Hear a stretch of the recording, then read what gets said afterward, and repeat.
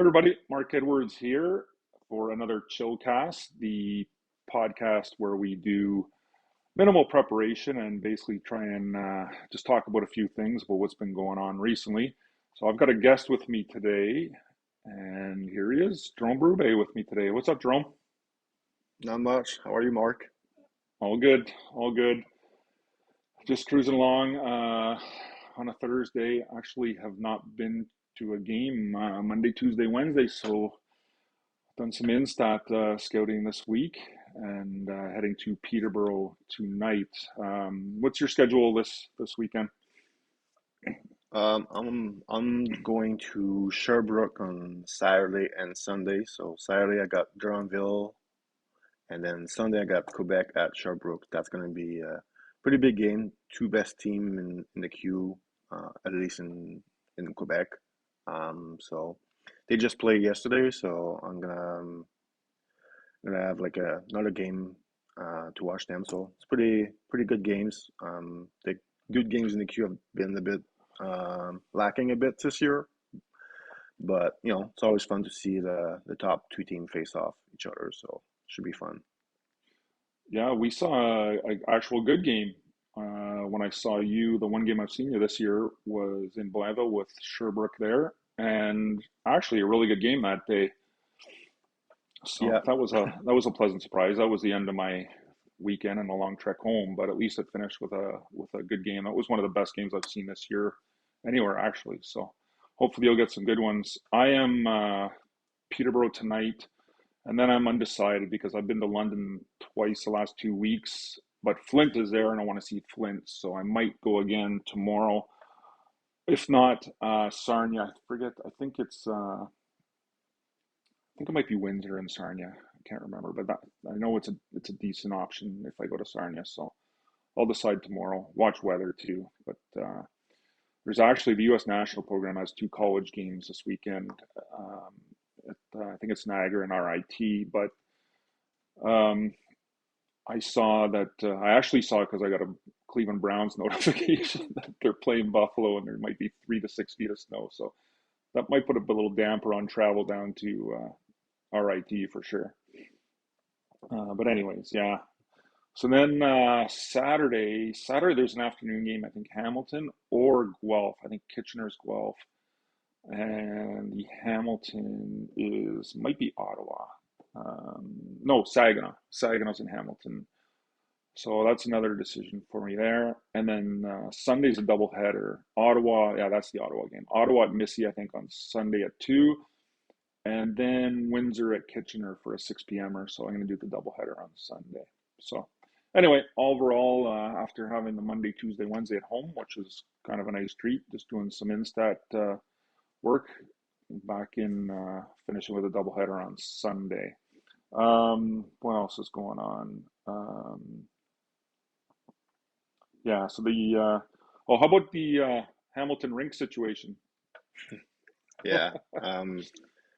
I saw this on the weekend. I was coming back from Ottawa, and I just saw on my phone that yeah, they don't have a home rink for the next 2 years. So they're looking for a new rink to play in the next 2 seasons. So people have mentioned I believe there's an older rink in Hamilton that might be an option.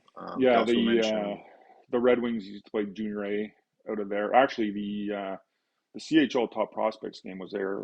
I think it was the January before COVID hit that year. That was the last okay, time I was in that old barn because the Prospects game was there. That's probably I would if I just guess, not having basically read anything or heard anything yet.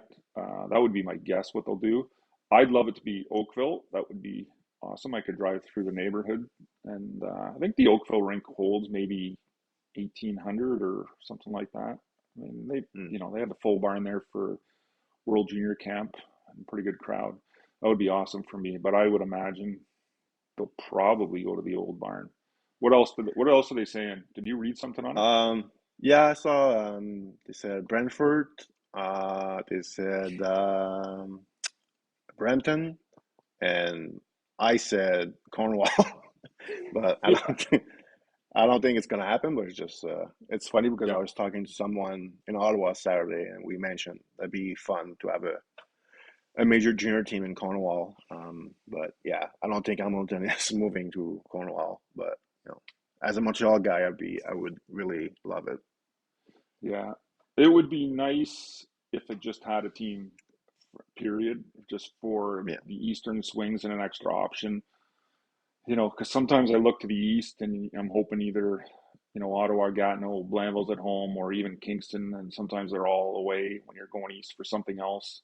Um, so that would be nice, but yeah, I don't think it'll be Hamilton playing there for 2 years. The Brantford could be it. That one I could see happening as well, maybe. But I would think you would want to try and keep the fan base involved and stay in Hamilton in the old barn and suffer through a yeah, couple years. But I'll be I'll be hoping for Oakville. I don't think it'll be Brampton. I mean, they drew flies. As much as I miss Thursday nighters in Brampton, which was such a good option for me, and even the Sunday afternoons, really miss that rink.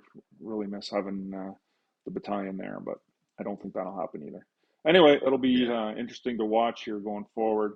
Um, Speaking of heading east and that sort of thing, I was working on my schedule, and let's bring it up here.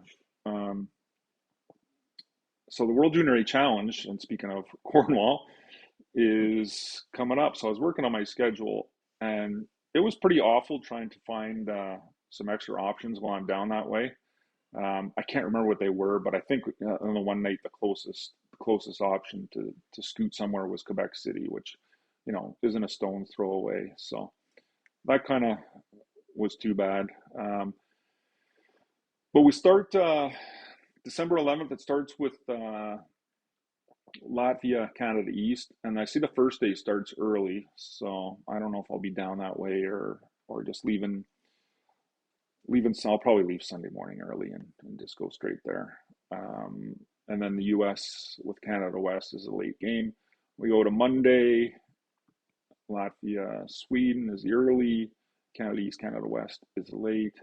And then the Tuesday, which for sure I'm going to do those 3 days, or at least as of today, that's my for sure. We got Sweden, US on the Tuesday. The Wednesday, I'm undecided. I think I'll see how it's going, but hotels booked for the Monday, Tuesday, Wednesday. I think I have different bookings, so I could cancel one. But that's coming up fast here, and this was becoming an awesome tournament.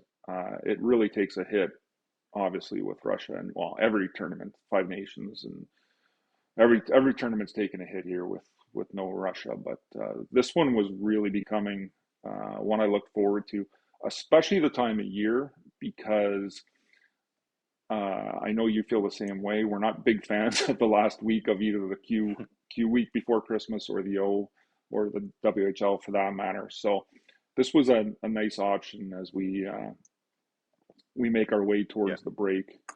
Um, yeah. This was Something different to a watch. this yeah, this was a great tournament because for Russia, they always send their U18 team there. But what they did is they never went to the Five Nation in November. They don't. So for scouts, you want to see their national U18 team. You had to go to the Junior A Challenge.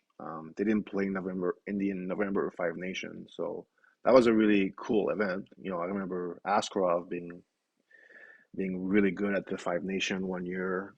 So that was a great chance for scout to see the Russia U18 team. So obviously, no Russia anymore in any tournament is it sucks for scouts, but it is what it is.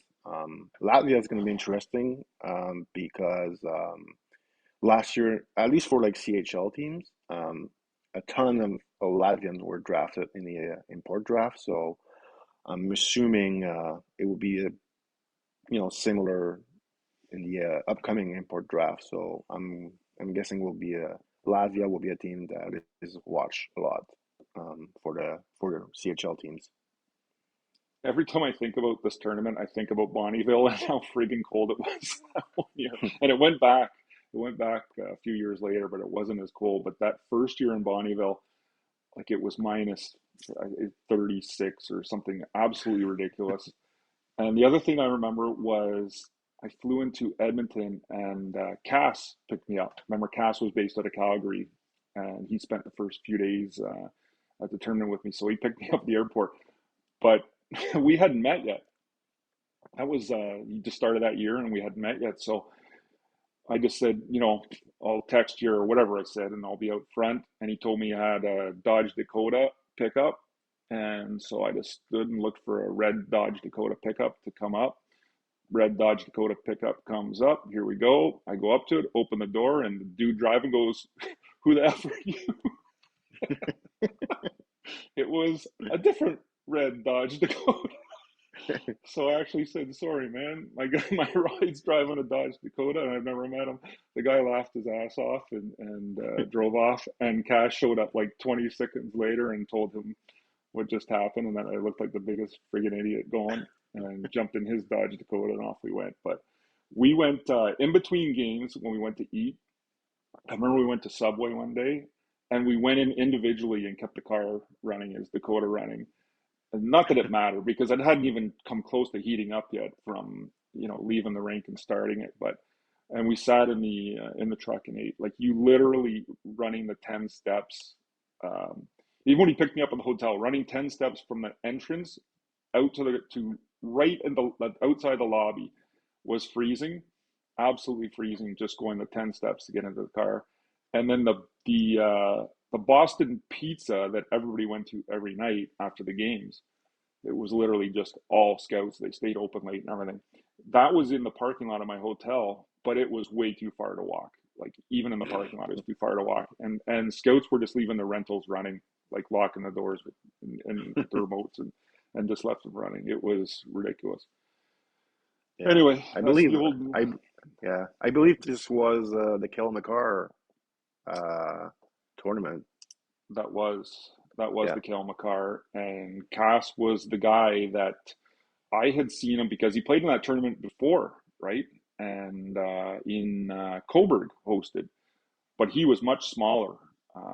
He actually had grown and obviously had changed. But Cass had just alerted us maybe a month before that, right? That he had gone to see him, and we were coming up and making a ranking and watched them. And I remember we released a ranking, maybe had him like 26th or something like that. And we watched the first period of the first game, and I turned to him and just said, "Yeah, he's like, he's way too late. 27 or whatever we had him was way too late." And I think we moved him to like 4 or something like that. A few weeks later on the next list, but Yeah. my memory's awful. But in general terms, that's kind of what happened. So, yeah. So, anyways, that's coming up here. We got a few more weeks of our regular schedule action, and then that's coming up.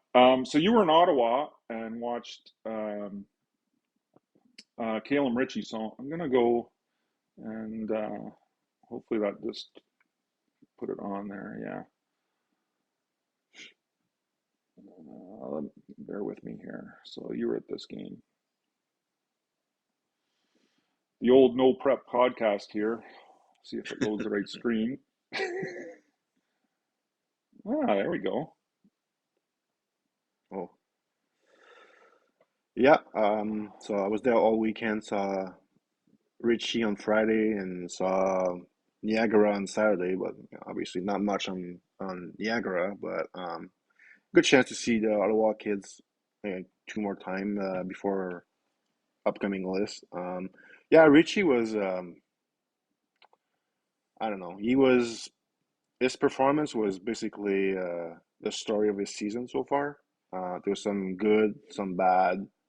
So like sometime first part I thought his compete was a bit lacking, but it was better in the second and the third. Starts showing more skill in the second period, like mostly playmaking skills. So I don't know. It was like a viewing where it equal what I've seen in the season so far. So it's he's a tricky player. There's some potential there, Yeah. but it's a bit of a he's going to be a tough one for us, I think, to really figure out during the year. So, and Oshawa is not that good of a team as well, so it doesn't help uh, as well. Well, this is a good cut shift there. Yeah, I may. What did I say to you after my first view in the year? I said I think this guy's going to take me all friggin' year to figure out where I want to, you know, put his final resting place before June because there's shifts where he just looks dynamite, and then other shifts where I sit there and have flashbacks to some other big guys that haven't worked out so well. So I'm gonna try and see Yeah, him quite a bit between now and June. Oshawa's an mm, hour away for me. Not my favorite place to go on a Friday, but some Sunday nights aren't too bad to go and then see him on the road as well. So I'll take him a lot as we make our way towards June here. But yeah. anybody else? What about some drafted players in that game? Or actually, well, you saw Ottawa twice. What about the drafted players? Because they got a couple players like Rohrer that I really liked last year. Yeah, he was really good both games. He's their top player, their best player, I think. Um, yeah, we like him last year. We think he's pretty smart. He competes hard, and he's on the top line with Pinelli, who's a draft eligible, and they're doing pretty well. I mean, Pinelli was didn't have a good game Friday, but was much better Saturday. But Rohrer is just he's just a solid hockey player. He just needs to physically mature, get stronger, improve the skating a bit. That was one question mark we had with him last year was his skating, but the rest Yeah, is pretty solid. I think he's yeah, I don't think he's going to be like a big offensive player at the next level, but um, you know if you're looking for like a good, third line player, I think might he might be a good candidate. A bit like Montreal just traded him, but Archery Lekanen. The big difference between the two of them is the skating. Lekanen is a really strong skater. So and Rohrer, one thing about him is like in last year's draft, he was like possibly the youngest player in the draft. He was a yeah, really young birthday. So I mean, he's a bit of like a long-term project, but he looks like a hockey player to me. So, and yeah, Ottawa's a pretty good team also. They're young, so they're already pretty good this year, and next year they should be even better. So, um, all well positive coached. for yeah, all positive for Rohrer, and the other guy is the Nashville Fort Runner, Jack Metier. He's been really good in all my viewings this year. He had a bit of a tough season last year. Obviously, it's always tough to have a good season when you don't play for a good team. So much better this year. He's big. He can skate. He's got a really good shot from the point.